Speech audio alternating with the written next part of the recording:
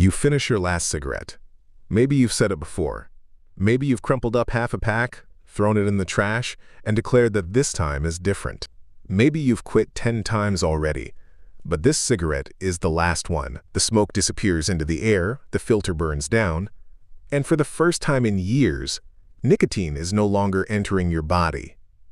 So what happens next? Most people know smoking is bad for them. Cigarette packs have spent decades reminding us.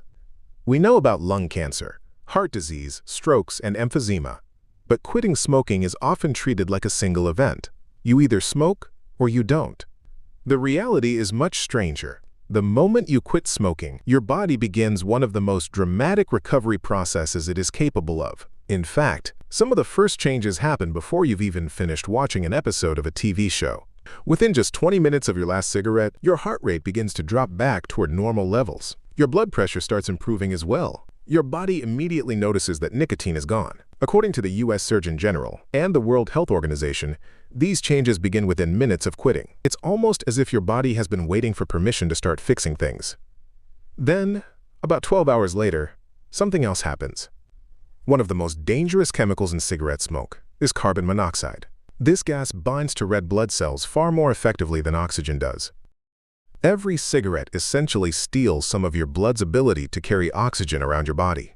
Within about 12 hours of quitting, carbon monoxide levels return to normal, allowing oxygen to travel more freely through your bloodstream. At this point, you might expect to feel amazing, but you probably won't. This is where quitting smoking gets a little cruel. Many smokers imagine that recovery will feel like a movie montage. They throw away their cigarettes, inspirational music plays, and suddenly they're jogging through a park with perfect lungs. Instead, many people feel worse. They become irritable, restless, or anxious. They struggle to concentrate. Some become unusually hungry. Others develop headaches or difficulty sleeping. The reason is simple. The body is recovering, but the brain is protesting. Nicotine is one of the most addictive substances commonly used by humans. For years, it has been manipulating the brain's reward system, influencing the release of dopamine, a neurotransmitter involved in motivation and pleasure. The brain adapts to this constant nicotine supply. When nicotine suddenly disappears, the brain essentially throws a tantrum. Imagine arriving at work one morning and discovering that someone removed the coffee machine. The first few hours would be unpleasant. Now imagine that coffee machine was connected directly to your brain. That's nicotine withdrawal.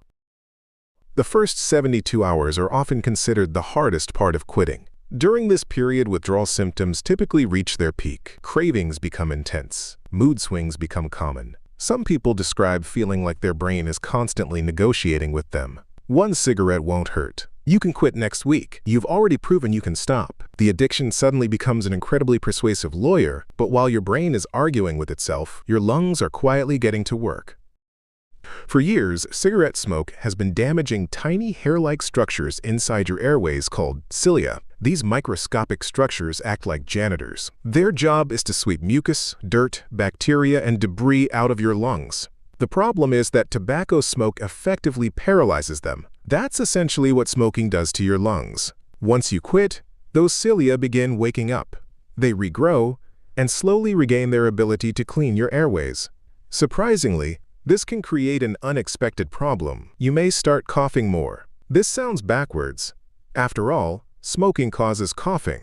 Shouldn't quitting make it stop immediately?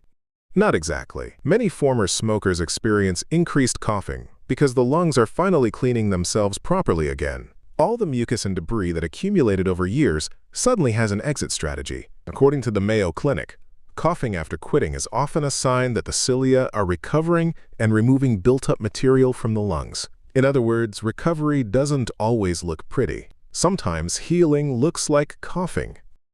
As the weeks pass, the improvements become easier to notice. Between 2 weeks and 3 months after quitting, circulation improves and lung function begins to increase, and there are measurable improvements in breathing and cardiovascular function during this period. Many former smokers notice they can climb stairs without becoming winded. Exercise becomes easier, and daily activities require less effort. Some estimates suggest lung function can improve by as much as 30% during the first few months after quitting. Imagine carrying a backpack full of bricks every day for years. Then one morning, someone removes half the bricks. You'd feel the difference almost immediately. That's what improved oxygen delivery and lung function can feel like. But by this point, another battle begins.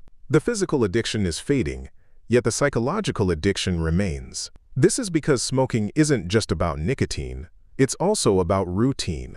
The cigarette after a meal or with coffee, the cigarette during stressful moments, and during celebrations. Over time, the brain forms powerful associations between smoking and everyday life. Certain locations, emotions, smells, and situations become linked to nicotine.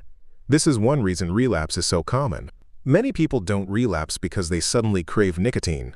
They relapse because a familiar trigger reactivates an old habit loop. Fortunately, the body continues rewarding those who stay the course. Between 1 and 9 months after quitting, coughing and shortness of breath typically decrease. Respiratory infections become less common. The lungs continue restoring their natural cleaning mechanisms. Then comes one of the most important milestones. 1 year after quitting, the excess risk of coronary heart disease is reduced by roughly half compared to someone who continues smoking. Think about that. 12 months after your final cigarette, one of the leading causes of death associated with smoking has already been dramatically reduced. And the recovery keeps going. 5 years after quitting, stroke risk drops substantially. 10 years after quitting, the risk of dying from lung cancer is about half that of a continuing smoker. The risks of several other cancers also decline significantly. 15 years after quitting, the risk of coronary heart disease approaches that of someone who never smoked. Perhaps the most remarkable thing about quitting smoking is not how much damage cigarettes cause, it's how much damage the body can repair.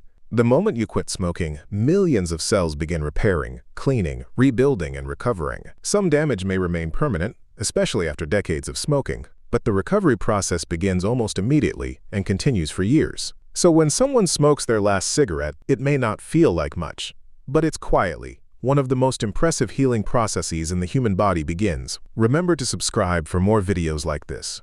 Stay curious and take care.